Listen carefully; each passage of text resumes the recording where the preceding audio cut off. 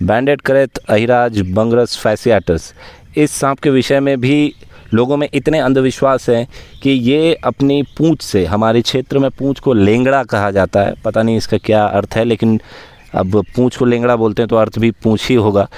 इसमें एक कांटा होता है, डंक होता है, और ये डंक बहुत ज़्यादा ख़तरनाक होता है। अमित जी, आप की बहस भी हुई थी मेरे ख्याल में एक सज्जन से, जो ये दावा कर रहे थे कि ये बैंडेड करेत ने उन्हें पूंछ से मारा और उन्होंने वो कांटा भी निकाला। बहुत अच्छी बात आपने याद दिलाई अक्षय जी। कल ही की बात है कि उनसे जब बात हो रही थी बैंडेड करेत को लेके तो उन्होंने बताया जहाँ से मैंने इसको निकाला, तो वो कह रहे थे कि ये पूंछ से मारता है, इसके पूंछ में एक कांटा होता है, एक डंक होता है, और जब ये पूंछ से उनको मारा तो उन्होंने वो कांटा भी निकाला अपने हाथ से।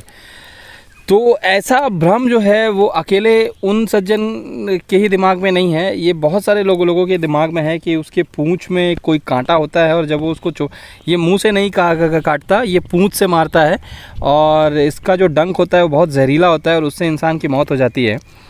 तो अक्षय, हमने पहले कई बार पूंछ को दिखाया भी है, जूम करके भी बताया है, वहाँ टच करके भी बताया है, और एक सवाल यहाँ पे मैं अपने दर्शकों से ज़रूर पूछना चाहूँगा अक्षय, कि सांपों की विष ग्रंथि जो है वो उनके सिर में होती है, क्या पूंछ में भी कोई विष ग्रंथि होती है क्या, कि जो डंक से अटैच हो और डंक के माध्यम से जहर छोड़े? चलो अगर एक बार के लिए मान भी लिया जाए कि इसके पूंछ में कोई डंक होता है, तो क्या विष ग्रंथि भी होती है?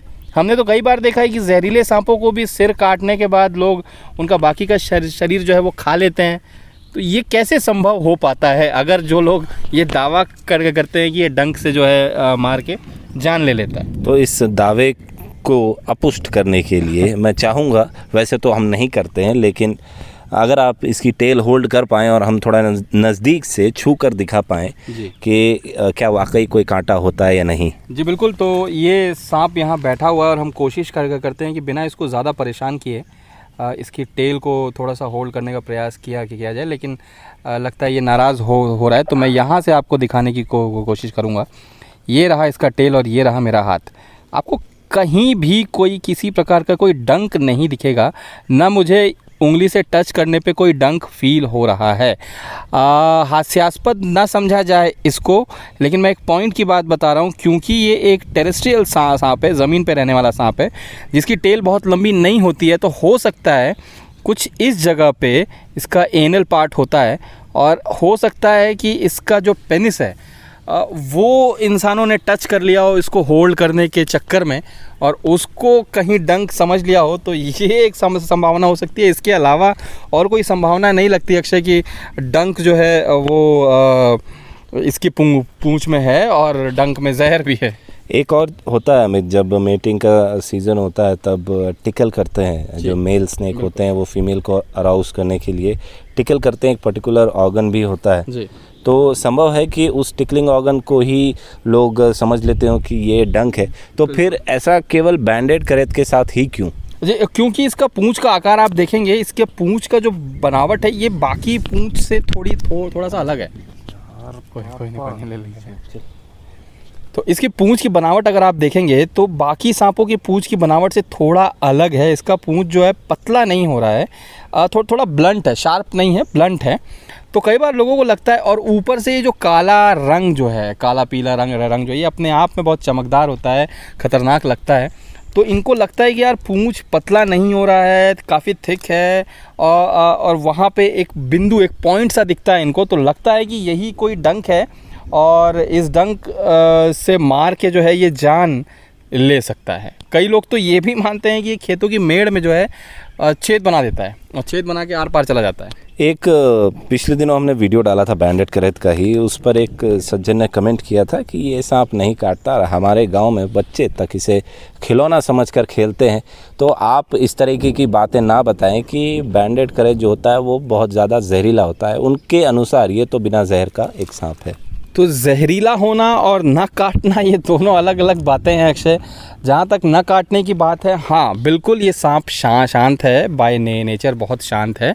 इसका ये बिल्कुल मतलब नहीं है कि इसके पास जहर नहीं है और ये काट नहीं सकता है। इंडिया में अब तक ऑफिशियली इस सांप के काटने से मतलब इस सांप के काटने के 2 केसेस सामने आए हैं और दोनों ही विक्टिम्स की मौत हो गई है। अगर जहर के पोटेंसी की बात की जाए, हमने पहले भी कई बार बताया है, इसका जहर काफ़ी पोटेंट होता है। कॉमन क्रेत कोबरा के वेनम से भी ज़्यादा पोटेंट होता है। भारत में कुछ ही मतलब गिनती के 2-4 सांप ही होंगे जो पोटेंसी के मामले में बैंडेड क्रेत से ऊपर हैं।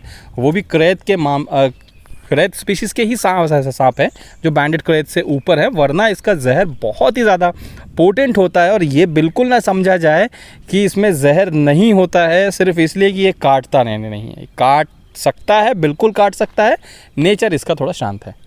उन तथाकथित सर्प मित्रों के लिए आपका कोई संदेश होगा जो इसे इस तरीके से प्रमोट करते हैं कि ये एक खिलौना है?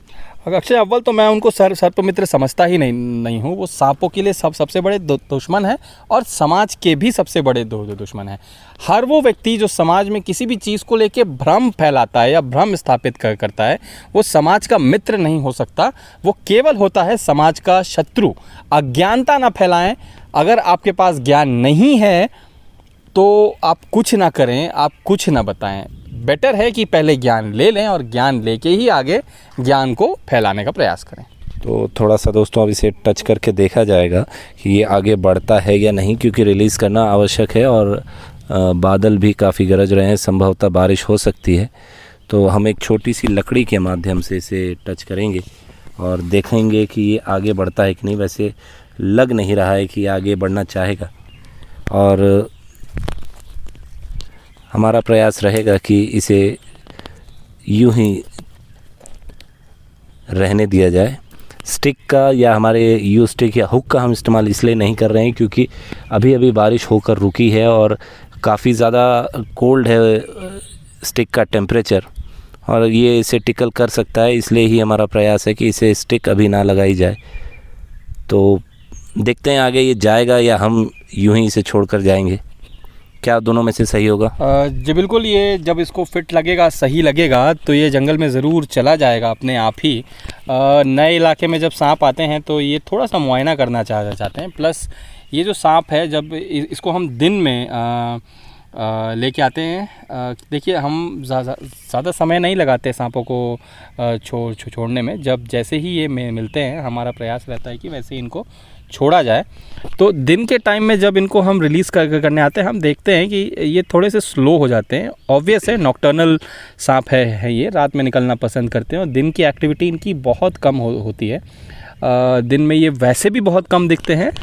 कभी कभी होता है कि दिन में भी इनका जो है कॉल हमको आ जाता है, और ऐसे ही कुछ कॉल्स में से ये कॉल था। आप इसकी चाल भी देख सकते हैं, कमाल की इसकी चाल होती है। ऐसा लगता है कि कोई मतलब एफर्टलेस, बिल्कुल भी एफर्ट नहीं लग रहा है चलने में, ऐसा ये सांप होता है। इसकी डाइट भी हमने आपको पहले बताई है कि इसका जो है 80-85% डाइट जो है वो दूसरे सांप होते हैं। और किंग कोबरा के बाद एक ये ऐसा सांप है जो काफ़ी कमाल का स्नेक ईटर होता है, और इसकी शरीर की बनावट भी इसको दूसरे सांपों के पकड़ से बचाने में मदद करती है। जो ट्रायंगुलर शेप है, दूसरे सांप इतनी आसानी से इस पर पकड़ नहीं बना सकते हैं, और बहुत सारे जहर से भी, कई सारे सांपों के जहर से भी ये इम्यून है। तो एक कमाल का सांप है जो सांपों की आबादी को कंट्रोल करता है नेचुरल तरीके से। आपने एक कमेंट याद दिला दिया अमित, किंग कोबरा की बात छेड़कर, कि एक यूज़र ने सवाल किया था कि बैंडेड क्रेत और किंग कोबरा में कौन जीतेगा। ये कोई फाइट हुआ ही नहीं, ये तो मैच ही नहीं है कोई। ऑफ कोर्स किंग कोबरा जो है वो किंग, उसका नाम अगर पड़ा है तो इसके पीछे कोई रीज़न होगा, और कोई मैच नहीं है अक्षय किंग कोबरा और बैंडेड क्रेत का। किंग कोबरा एक ऐसा सांप है जो किसी भी सांप को, मेरा मतलब है किसी भी सांप को जो उसके साइज़ का हो, जो उसके मुंह में फिट आ जाए, उसको वो खाने से चूकेगा नहीं। हाँ, हालांकि बैंडेड क्रेत जो है वो किंग कोबरा के बाद अगर किसी सांप का नाम लिया जाए जो प्रोलिफिक स्नेक ईटर हो, तो हम ज़रूर बैंडेड क्रेत का नाम ले सकते हैं, लेकिन ऑफ कोर्स किंग कोबरा के बाद। तो इसी तरीके की दिलचस्प जानकारियों के लिए, रेस्क्यूज़, रिलीजिंग, रेप्टाइल डिटेलिंग के लिए आप सब्सक्राइब करें टीम एजियन प्रकृति और हम। आज के वीडियो में इतना ही। जय हिंद, वंदे मातरम।